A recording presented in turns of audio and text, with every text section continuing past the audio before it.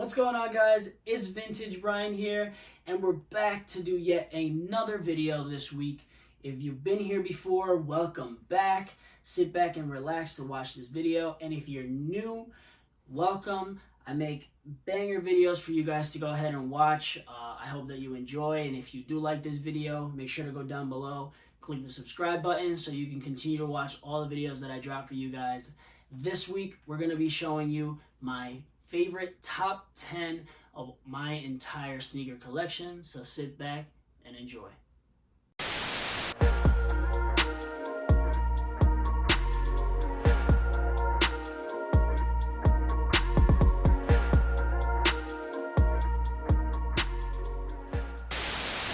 Okay guys, so starting off with pair number 10, we have the Air Jordan 6 Olympic. Now, this is a 12-year-old shoe, and back when it first released, I was just starting to get into sneakers, but I was young, I couldn't really work a full-time job, so buying these for a good price was almost impossible. We didn't have things like StockX or GOAT, so local was all I had, and anytime I ever had this shoe in my collection, it was beat, bunch of creases, and yellowing like you see here. But I'm older now, and just this year when I went to LA, I was able to go ahead and pick the same exact shoe up, but dead stock. So I finally have this shoe in perfect condition.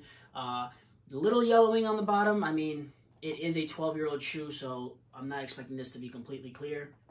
But it's the clearest I've ever had it. And this shoe on foot is always very impressive. I love the color blocking. I love the shade of blue, and they added just a good amount of red on there where I think it works really well with the rest of the colorway. But with how many times I've added this back into the collection after getting rid of it, it's just one of the shoes I felt had to be on this list. Now, number 9 is an absolute banger, and the first time I ever laid my eyes on this shoe, I knew I had to have it, and that's the Air Jordan 11 Bred. Now, when I first saw this shoe, there was a lot of hype around it. A lot of my friends were just starting to get into sneakers, and I kept hearing, oh, we got to go for the Breds in December. We got to go for the Breds in December. And I'm like, what are you guys talking about? But as soon as I saw the shoe, I had seen nothing like this before, and it sparked my interest bad. I could see what the hype was about. But with this being the first ever retro release that I tried to go for, you can only imagine how horribly prepared I was to try and get this shoe.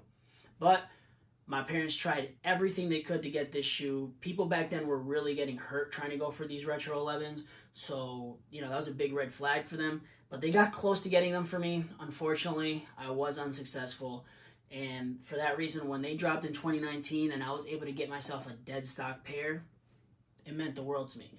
So I don't know how long I'm going to have a huge sneaker collection like this, but I know that no matter what, this shoe is always going to be there.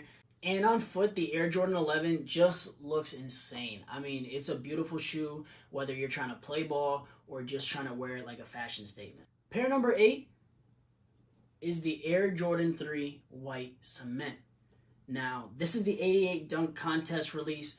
I talked about these in my Air Jordan 3 collection video, and if you had these when they dropped, oh, you were top dog. I mean, the materials on these are absolutely insane, but what makes this shoe so special is the Nike Air on the back. Now, they just dropped the reimagined 3s this year, which featured the Nike Air on the back for the White Cement 3 colorway. It doesn't make it as special as it was back then. Back then, everybody had the Jordan sign on the back heel, and having Nike Air on any sneaker was honestly so rare, so exclusive. Now, not so much these days, but when I was in high school, all I ever wanted was to get this pair, and now with apps like GOAT and StockX, I was finally able to go ahead and get myself a good pair, great condition, for a good price. For that, this is just reminding me of my childhood, which is why I love this sneaker so much. I honestly use it all the time. I haven't even worn my reimagined 3s, which I probably should because I should probably keep these on ice. But I just love how comfortable this shoe is. I love the colorway. It's a timeless shoe. You can wear them with so many different outfits, shorts, long pants, and they look great on feet. And I love the materials, so I can't be mad at it. Now, pair number 7 was that shoe at the top of the list. you know, the shoe that if you ever see it in person in your size, you're prepared to spend the money. And that is the Nike SB Travis Scott Dunk. Oh yeah, this shoe had so many dope elements. The materials are insane. The prints are insane between the flannel and the bandana print and the pink swoosh and all the customizable laces that you had for this shoe. It was just an amazing shoe. You couldn't get this shoe for retail no matter how hard you tried. If you did, you were lucky as hell.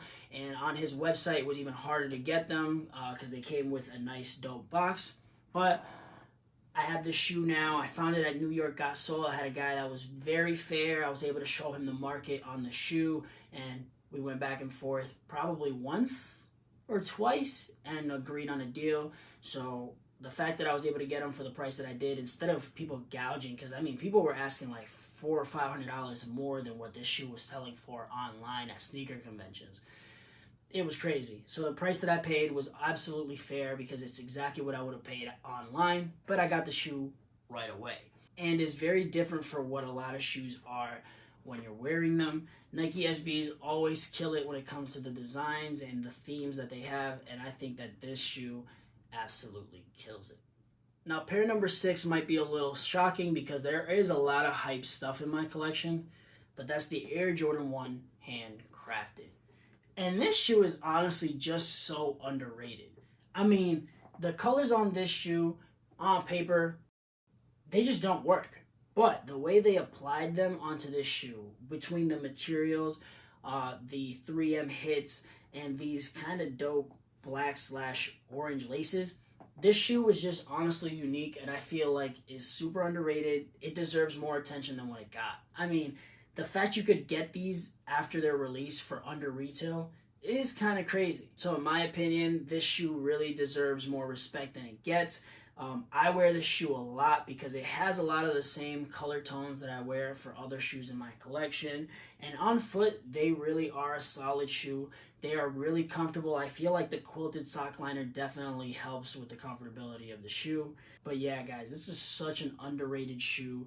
I wear this more than a lot of my Air Jordan 1s in my collection. So that definitely speaks testament to this shoe.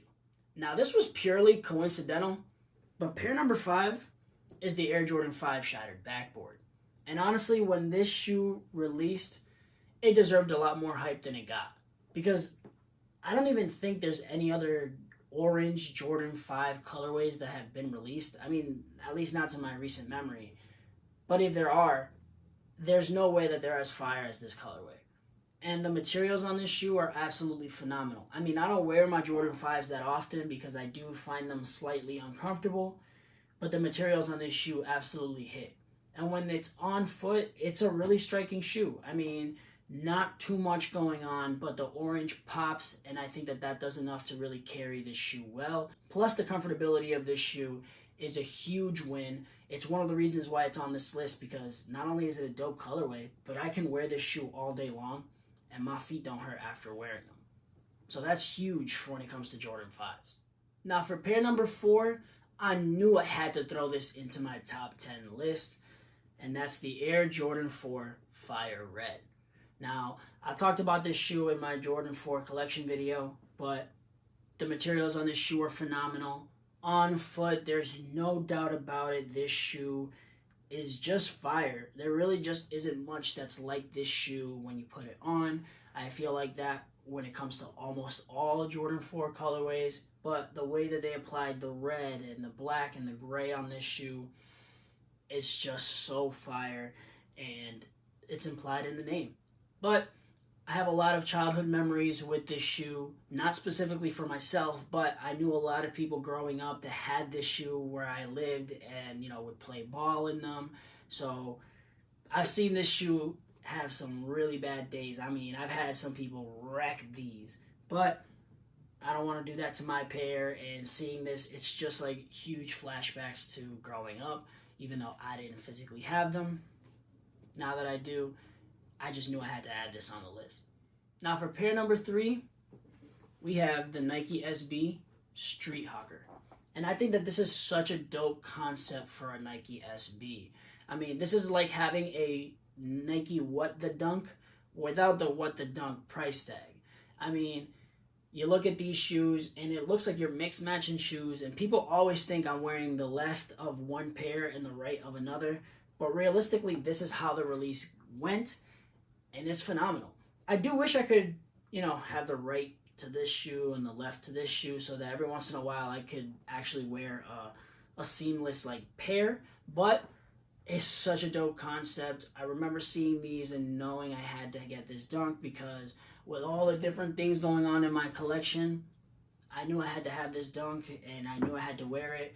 I do wear it often, but not often enough to go ahead and mess them up. So I knew I had to add these on the list because it really is a dope concept. I don't really have any other SBs where they're mixed match like this, so I knew I had to add these on this list. Now we're almost done. We're almost at the finish line, but pair number 2 is the Air Jordan 1 High Travis Scott. And I'm a huge Travis Scott fan, if you can't already tell, but this colorway was so dope. There's so many nice elements between his symbols, the reverse swoosh, the pink laces. I mean, you got so many laces with this shoe, but this was a shoe that I thought was always going to be unattainable. Most of his shoes are always kind of up there in price, so I could never really find this for a good deal. I didn't think I would ever own this shoe physically, but when I went to LA, I was able to get a really good price on these, and I'm happy that I have these because honestly, on foot, it's a really dope shoe. I love wearing this shoe because anytime you wear it, people look at you like, why you got brown shoes with pink laces? But, of course, sneakerheads know that this is a Travis Scott shoe. Realistically, the only problem with this shoe is that it's one of the most faked shoes that are out there. So most people assume that you have a fake pair if you have them on anyway. But these are authenticated. I know that mine are real. I'm happy to have them. And with such a cultural shoe like this, I mean, honestly, this reverse swoosh and this kind of color blocking, the pink laces, it's really become a trend for a lot of sneaker customizers and a lot of kind of just shoe enthusiasts.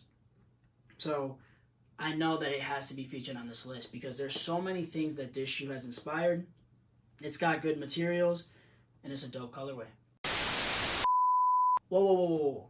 Before we get to number 1, I did want to throw in some honorable mentions because these were shoes that they didn't make the cut, but they were so close to being in my top 10.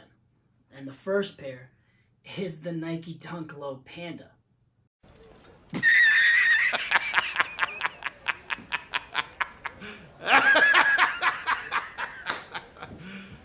You serious? Nah, I'm just playing. It's the Air Jordan 11 Concord. Because this shoe, just like the Bred 11, is such a dope shoe that I feel like every sneakerhead wants to have in their collection. And this pair is dead stock. It's the 2018 release that has the 45 instead of the 23. But black and white, you can never go wrong with it. And with the iconic silhouette of the Air Jordan 11, it's just such a fire shoe. But the other sneaker that I wanted to mention in this section is the Air Jordan 1 Black Toe. An OG colorway that I feel like they gave really dope materials to, but I honestly wear this shoe a lot. I mean, it's pretty beat down. I love this shoe, but ultimately I have a lot of black and red kind of sneakers in my collection.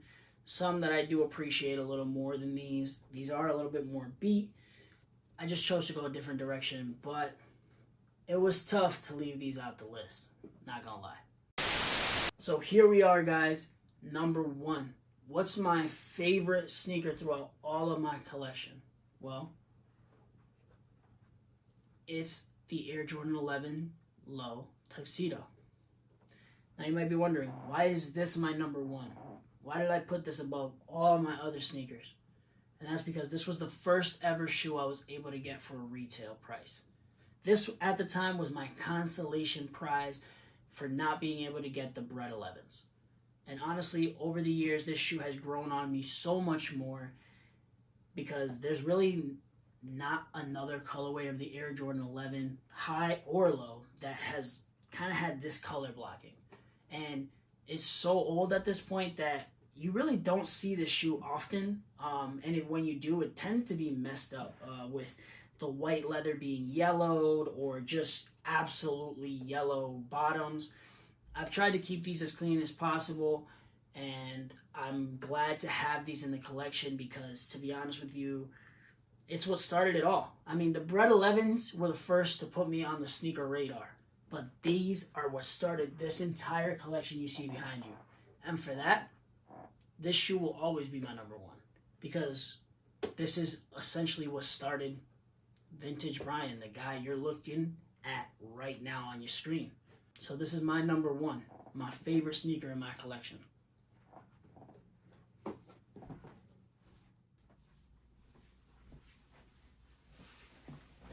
And just like that, guys, those are my favorite top 10 sneakers in my personal collection.